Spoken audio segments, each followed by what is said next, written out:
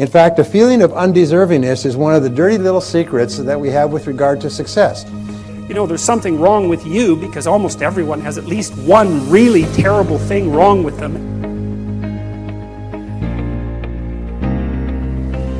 Hey there!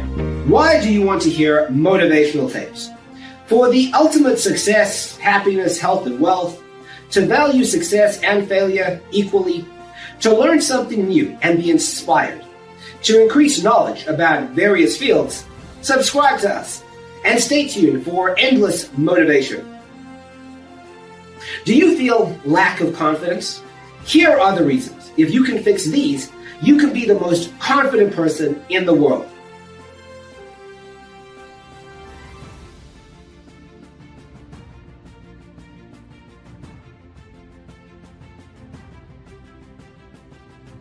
I find that there's three factors that interfere with our self-confidence. Number one factor is doubt and fear. Doubt and fear. This is really the greatest problem that human beings have. Throughout all of history, throughout all the books of religion and spiritual works and philosophy and psychology, fear and doubt and fear hold us back more than anything else. And then second of all, it's feelings of guilt and unworthiness. Feelings of guilt and unworthiness. And these are universal. And then finally, number three, is we have feelings of inferiority and undeservingness. It's absolutely amazing. They've done lots of work with AIDS patients, and they find that some people who have AIDS live for years and years and years, and some die. And they found that the critical thing is the feeling of worthlessness. Is people come down with the disease and they feel that there's something wrong with them and they lose their heart. Viktor Frankl, when he was in the Nazi death camps at Auschwitz, said as long as people believed in something, they stayed alive. As soon as they stopped believing, they just died. And so we all have these feelings. In fact, a feeling of undeservingness is one of the dirty little secrets that we have with regard to success. As you've heard the old expression, fear of success. It's no such thing as fear of success. It's just a pop suggestion. It's feelings of undeservingness. We don't feel that we're worth it. And so people who unconsciously don't feel that they're worth very much, they will work very hard on the outside to achieve success, and then they'll sabotage themselves. So these are the big three. And where do doubts and fears come from? Where does guilt and unworthiness come from? Imagine if you had no doubt at all, completely self-confident, no fears at all. Is if you felt fabulous about yourself and your ability to accomplish things. If you felt like you deserved all good things in the world, think how much different you would be. And then you look at people who are really successful and happy, and that's the way they are. And as it happens, nobody starts out that way. So I began studying this, and this is really what got me going, and I have now been teaching for 25 years, but I began with these very principles we're talking about today. So what we know is that all habits, including emotional habits, are learned. And this is an interesting concept I came about studying the works of Ouspensky, who wrote at the turn of the last century. But emotional habits, or ways of feeling, ways of responding emotionally, are all learned. They are not fixed. They're almost like vagrant emotions. They have no home in the subconscious. If they were fixed, and certain phobias and certain mental illness is fixed, if they were fixed, they're locked in, you can't get them out. But as it happens, 99.9% of our emotional responses, especially negative ones, are actually unlearnable. You can actually defuse them. You can actually pull the wires that keep them functioning and get rid of them. And if you couldn't get rid of them, of course, you could never improve. But the very fact that you can get rid of them means that you could accomplish anything. Like, people have a lot of guilt. You know, there's a line of social psychology that claims that most people feel that they're better than other people. And like, I just don't buy that. That isn't what I've seen in my life. And maybe I'm a bit biased because I'm a clinical psychologist and I see more people who are overtly suffering, maybe, than people do in general. Although I'm not so sure about that, you know, because you don't have to scratch very far beneath the surface of most people's lives before you find something truly tragic. And I don't mean the sort of tragedy that you whine about. I mean, you know, your mother has Alzheimer's, or your best friend committed suicide, or you have a close relative with cancer, you have a sick child, or, you know, there's something wrong with you, because almost everyone has at least one really terrible thing wrong with them. And if you don't, hey, you will. So, you know, that tragic sense of being is there with people all the time. And And it's also the case that in my experience, like I rarely meet someone who says, hey, you know, I'm doing everything I possibly can, I'm a hell of a guy, and I can't see how I could possibly improve, you know? You meet someone like that, you think they're narcissistic, right? And you're right. But most people don't feel that way. They feel like they could do a hell of a lot better than they are, and they're quite acutely aware of their faults, and they don't feel that they're what they should be. And you see, what happens in the story of Adam and Eve as well is that when people become self-conscious, at least that's how it looks to me, they get thrown out of paradise, and then they're in history. And history is a place where there's pain in childbirth, and where you're dominated by your mate, and where you have to toil like mad, like no other animal, because you're aware of the future. You have to work and sacrifice the joys of the present for the future constantly, and you know you're going to die, and you have all that weight on you. And to me, again, that's just, how can anything be more true than that? That's just, as far as I can tell, that's just how it is, unless you're naive beyond comprehension. There's something about your life that is echoed in that representation. And why it is that, I mean, we're such strange creatures because we don't seem to really fit into being in some sense, and that's also what's expressed in the notion of the fall. The existentialists said, well, people feel like they have a debt that they have to pay off to existence for the crime of their being, something like that. And maybe it's because we're acutely aware that we have to offer something of value to the people around us so that they can tolerate us, you know, while we're going about our business. But it seems deeper than that. It's that human beings seem to exist in a post-cataclysmic world, and that's exactly also what's represented in Genesis. And it's very interesting because, you know, there's, in the Adam and Eve story, there's two catastrophes, essentially. There's the catastrophe that occurs when Adam and Eve wake up, which we'll talk about in detail, and become self-conscious and know that they're naked. And their eyes are open, right? So that's the terminology that's used. And to have your eyes open means to have an increment in consciousness, essentially, because eyes are associated with consciousness for human beings because we're intensely visual animals. And so the metaphor of having your eyes opened is the same as the metaphor of coming to consciousness. And as soon as Adam and Eve come to consciousness, they realize they're naked. And, you know, the classic interpretation of that is that it has something to do with sexual sin. And I don't believe that. I don't believe that that's what it means, although there are elements about that are relevant. It's more that to realize that you're naked, it's like if you dream that you're naked on a stage in front of people, that's not a sexual dream, man, unless you're some kind of strange exhibitionist, right? It's you want to cover yourself up and get the hell off that stage as fast as possible. And so to be naked in front of a crowd is to have everyone, it's to have the judgment of the social world focused on your self-evident inadequacies. And that makes people self-conscious, and that's a real human state. It's associated with neuroticism in the Big Five trait model. But people don't like that at all. They don't like having their fragility and vulnerability exposed to the group. It's one of the two major fears of people, because one is social humiliation, and the other is something like mortality and death.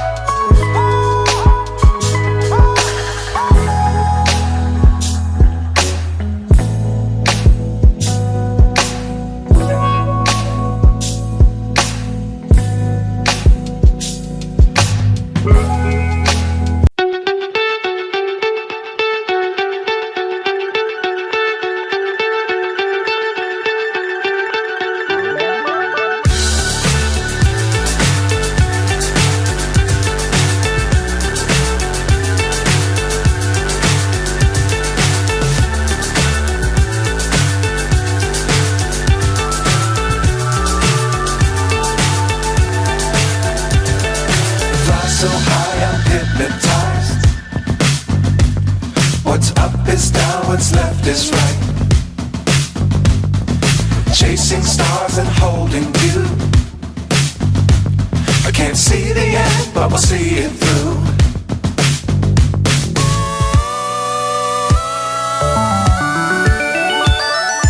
Flying, get on board. We're smiling on top of the world.